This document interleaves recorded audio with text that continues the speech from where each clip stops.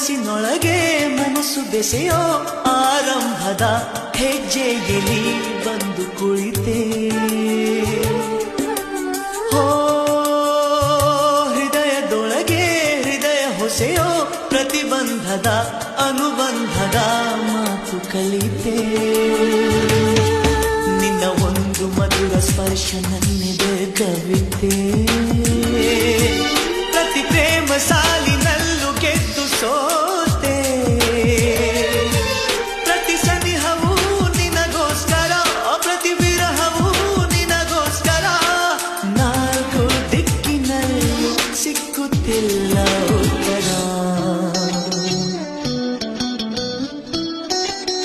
ಪ್ರೀತಿಯಲ್ಲಿ ಹಾಡುವೆ ನಿನಗೋಸ್ಕರ, ನಾನು ಸಿಡಾಡುವೆ ನಿನಗೋಸ್ಕರ.